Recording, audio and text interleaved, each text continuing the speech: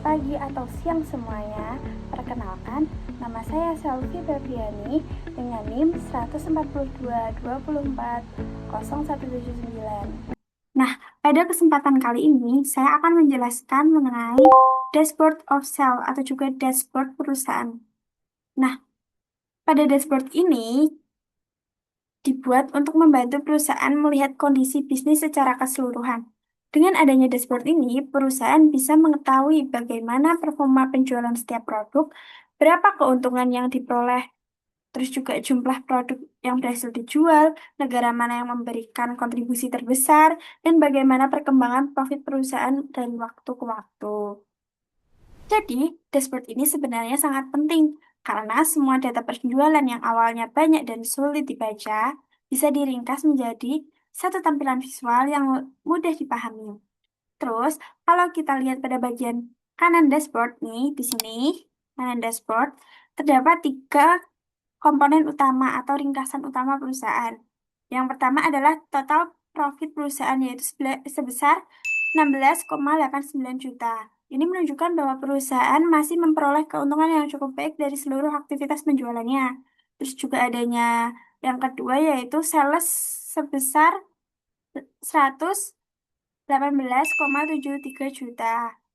Apakah angka ini yaitu menunjukkan total keseluruhan penjualan perusahaan. Terus juga adanya yang ketiga yaitu total unit yang terjual yaitu sebesar 1,13 juta unit. Artinya perusahaan berhasil menjual lebih dari 1 juta produk ke pelanggan. Nah, dari data awal ini sebenarnya bisa kita lihat nih bahwa kondisi bisnis perusahaan cukup baik karena penjualan tinggi dan perusahaan masih mendapatkan profit. Nah, selanjutnya kita lihat grafik pertama sebelah kiri yaitu net revenue oleh product name. Ini. Nah, grafik ini menunjukkan pendapatan bersih dari masing-masing produk. Semakin panjang batang grafik, maka semakin besar pendapatan yang didapat. Nah, di sini terlihat bahwa produk Paseo memiliki net revenue yang paling tinggi dibandingkan produk lain. Hal ini menunjukkan bahwa Paseo menjadi produk utama perusahaan karena paling banyak menghasilkan pendapatan dan paling diminati oleh pelanggan. Nah, setelah Paseo adanya produk VTT yang juga memiliki performa cukup baik, sedangkan produk seperti Montana dan Carretera memiliki pendapatan yang lebih rendah. Nah, kemudian di bagian tengah, ini tabel. Ini terdapat tabel berisi informasi lebih detail setiap produk, mulai dari profit, jumlah unit terjual, GPM atau juga margin keuntungan, pajak, hingga net revenue. Nah, kalau dilihat dari tabel ini, Paseo tidak hanya memiliki penjualan tertinggi, tapi juga profit terbesar dan juga jumlah unit terjual paling banyak. Nah, jadi bisa kita katakan bahwa Paseo adalah produk paling penting dalam bisnis perusahaan saat ini. Nah, selain itu ada diagram donat sebelah bawah kiri ini. Nah, ini tuh menunjukkan persebaran penjualan berdasarkan negara-negara. Nah, seperti Kanada, India, dan lain sebagainya. Nah, dari diagram ini terlihat juga bahwa penjualan perusahaan sudah tersebar di banyak negara. Artinya, perusahaan tidak hanya menjual di satu wilayah saja, tetapi sudah memiliki pasar internasional yang cukup luas. Selanjutnya, walaupun dari awal terlihat bisnis berjalan cukup baik, ternyata beberapa masalah yang bisa kita lihat dari dashboard ini. Nah, masalah pertama itu terlihat pada grafik profit berdasarkan waktu yang ada di bagian tengah bawah ini. Nah, grafik ini tuh menunjukkan perkembangan profit perusahaan dari tahun 2023 sampai 2024. Jika garis naik, berarti kan profit itu meningkat. Nah, sedangkan jika garis turun, berarti profit itu tuh menurun. Nah, kalau kita perhatikan nih, profit perusahaan masih mengalami fluktuasi jadi naik turun setiap bulannya. Nah, ada periode di mana profit meningkat cukup tinggi dan juga ada periode di mana profit turun cukup drastis. Hal ini tuh menunjukkan bahwa keuntungan perusahaan belum stabil. Nah, kondisi seperti ini sebenarnya cukup berisiko bagi perusahaan karena perusahaan tuh akan lebih sulit untuk membuat perencanaan bisnis jangka panjang, misalnya dalam menentukan target penjualan, terus pengeluaran operasional, atau juga pengembangan bisnis. Nah, masalah kedua yaitu terlihat dari performa produk yang belum merata. Walaupun Paseo sangat unggul, tetapi beberapa produk lain seperti Montana, Carretera masih memiliki net revenue dan profit yang rendah. Nah, ini bisa berarti beberapa hal, misalnya seperti produk kurang diminati pelanggan, terus juga adanya strategi promosi yang belum maksimal, kualitas produk yang kalah saing, terus juga adanya produk kurang dikenal pasar. Nah, jika kondisi ini terus terjadi, maka perusahaan bisa menjadi terlalu bergantung pada satu produk utama, yaitu Paseo saja.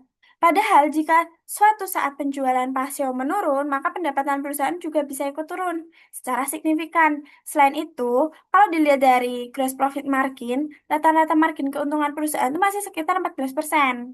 Nah, artinya dari seluruh penjualan yang diperoleh perusahaan, keuntungan bersih yang didapat masih belum besar. Ini menunjukkan bahwa perusahaan masih perlu meningkatkan efisiensi biaya operasional dan juga produksi agar profit yang diperoleh bisa lebih maksimal. Nah, untuk mengatasi masalah tersebut, ada beberapa strategi yang bisa dilakukan perusahaan agar bisnis tetap berjalan dengan baik dan terus berkembang. Nah, yang pertama yaitu perusahaan harus mempertahankan produk unggulan seperti Paseo. Terus juga karena produk ini tuh paling laku dan paling besar kontribusinya terhadap pendapatan perusahaan. Maka kualitas produk harus tetap dijaga. Terus juga perusahaan tuh perlu meningkatkan promosi dan memastikan stok produk selalu tersedia agar pelanggan tetap puas. Terus juga adanya yang kedua yaitu perusahaan perlu meningkatkan performa produk yang masih rendah seperti kayak Montana atau juga Carretera. Nah, caranya bisa melalui seperti pemberian promo atau diskon, adanya perbaikan kualitas produk, inovasi desain produk, meningkatkan pemasaran di media sosial, terus juga ada menggunakan strategi branding yang lebih menarik. Nah, dengan strategi tersebut diharapkan produk sebelumnya yang kurang diminati ini tuh bisa menjadi dikenal oleh pelanggan. Terus yang ketiga adanya perusahaan perlu menjaga kestabilan profit.